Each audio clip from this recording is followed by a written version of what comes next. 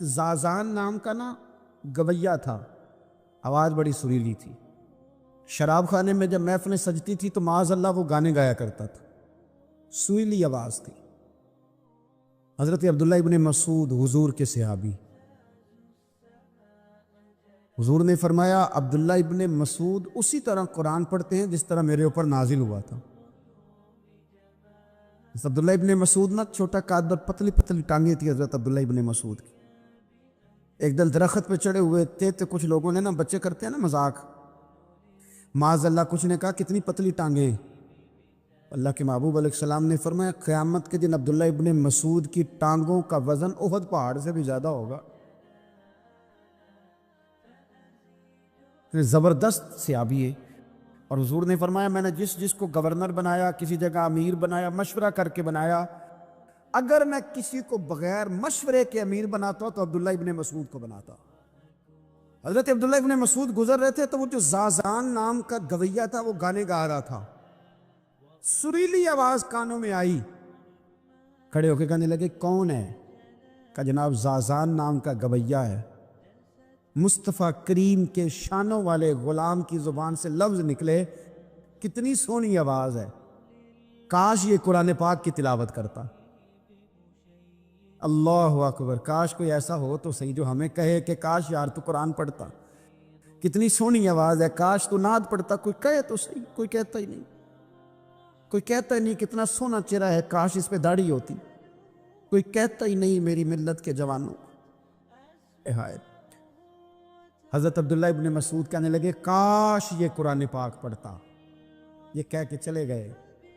باہر وہ نکلا نا، جب سارے لوگ باہر نکلے اس معاذ اللہ بری مجلس سے، تو چیم گوئیاں ہو رہی تھی کہ آج تو یہاں حضرت عبداللہ ابن مسعود بھی آئے تھے۔ تو زازان سے کسی نے کہا کہ آج نا حضرت عبداللہ ابن مسعود نے تیری آواز سنی، تیری آواز۔ تو وہ کہہ رہے تھے کاش اتنی سونی آواز سے قرآن پڑھتا تو مزہ آتا، کاش۔ وہ کہنے لگا نبی پاک کے صحابی نے میرا نام لیا ہے، گویا ہو کے میرا ذکر کیا ہے، حضرت عبداللہ ابن مسعود نے میرا نام لے کے کہا کہ کاش میں قرآن پڑھتا۔ وہ میرے لیے کہا مصطفیٰ کے صحابی نے، حضور سے قرآن سیکھنے والے کی خواہش ہے کہ میں قرآن پڑھوں۔ دوڑے گئے، کدھر ملیں گے عبداللہ ابن مسعود؟ فلاں فلاں جگہ غسل کیا، وضو کیا، پیروں میں لگ گئے جا کے، کہنے لگے سونیا جس کے قرآن پڑھنے کی تعریف مدینے والے کریں وہ میرے بارے میں کہے کہ مجھے قرآن پڑھنا چاہیے تھا، آج سے میں نے ٹھوکر ماری سارے گانوں کو، سکھاؤ مجھے قرآن، میں قرآن ہی پڑھا کروں، میں قرآن پڑھوں گا، میں پڑھ پڑھ کے سناؤں گا، لوگ میری زبان سے اللہ کے کلام کی تلاوت سنا کریں گے۔ کوئی بیٹھا ہوا مجھے دور دعا دیتا ہے، میں ڈوبتا ہوں سمندر اچھال دیتا ہے۔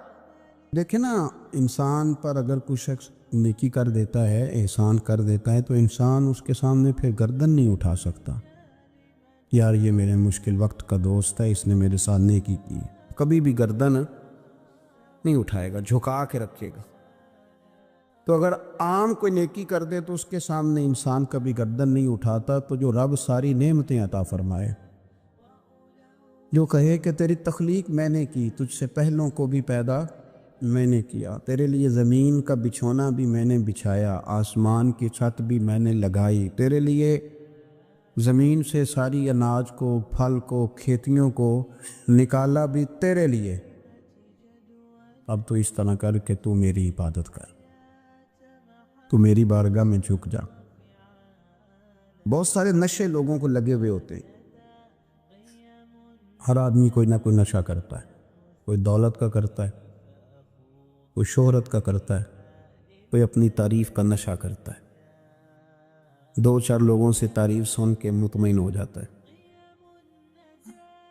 ناراض تو نہیں ہو گیا اس جملے سے آپ؟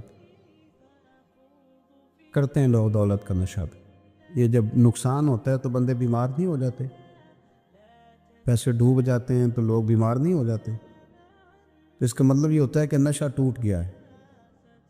اب بہک ہوئے ہیں نا تھوڑے سے تو کانپتے ہیں، تڑپتے ہیں، پریشان، نشہ ہی اسی طرح ہی کرتا ہے نا، نہیں ملتا تو پریشان ہوتا ہے۔ یہ سارے نشے ہیں، مختلف قسم کا نشہ، ہم مانتے نہیں اس بات کو، تسلیم